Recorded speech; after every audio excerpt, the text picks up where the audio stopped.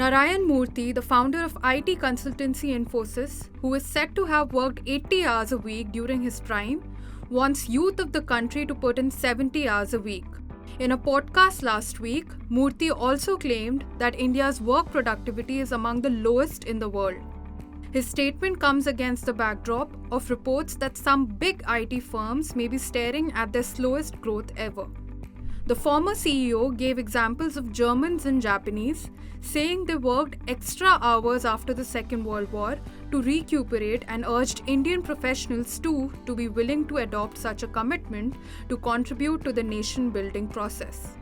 Murthy had made a similar suggestion about 3 years ago. Back then, he had asked youth to work 60 hours a week. But Murthy's statement divided the internet. Social media platform X was deluged with opinions on how fair or unfair Murthy's suggestion was. While several corporate leaders like Ola Cab's Bhavish Agarwal and JSW Group's Sajjan Jindal were seen endorsing Murthy's views, others like Bharat Pay's co-founder Ashneer Grover and Upgrad's founder Ronnie Screwvala stressed on the importance of focusing on the quality of work rather than clocking in more work hours. According to international labor standards, normal working hours have been limited to 8 per day or 48 hours per week.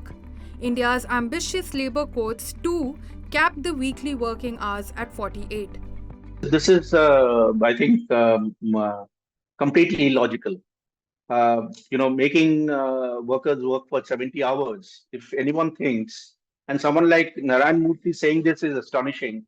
If suppose someone in the government, takes a cue from Narayana Murthy and does this, increases the working week, then this is going to fall foul of the ILO conventions, and that's a serious matter because globally there is a huge pressure on countries to implement and to enforce the ILO fundamental conventions.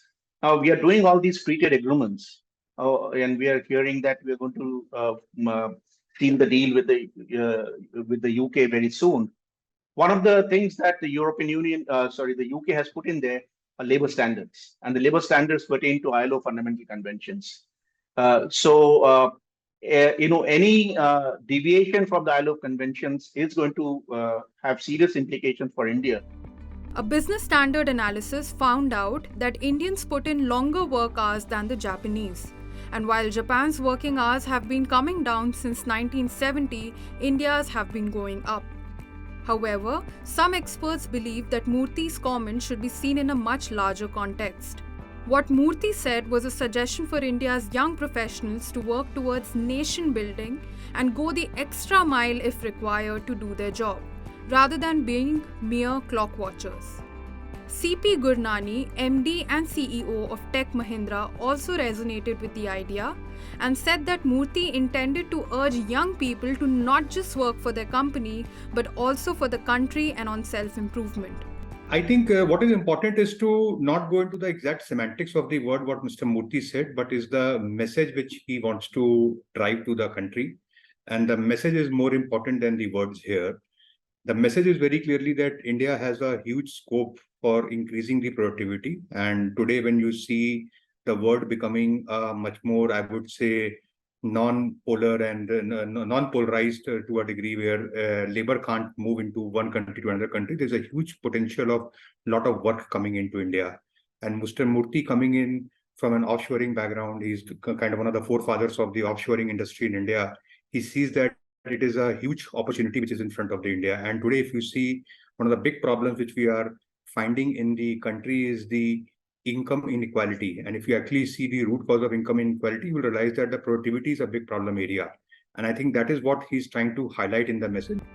As far as ensuring higher productivity is concerned, a glimpse of data compiled by Our World in Data shows that longer working hours do not necessarily translate into higher labor productivity. For the latest available data, one can see that India and China have one of the lowest labor productivity, which is GDP per hour of work, despite having one of the highest working hours out of the top 5 largest economies in the world. Narayana Murthy was right in pointing out that India needs to improve its work productivity, but increasing the number of working hours is not the rational solution to do so. If you like this video, share it and subscribe to Business Standard. For more news, views and insights, log on to www.business-standard.com. Do also follow us on YouTube, Twitter, Facebook, Instagram, Telegram and LinkedIn. She's working her way to the corner office. Business Standard.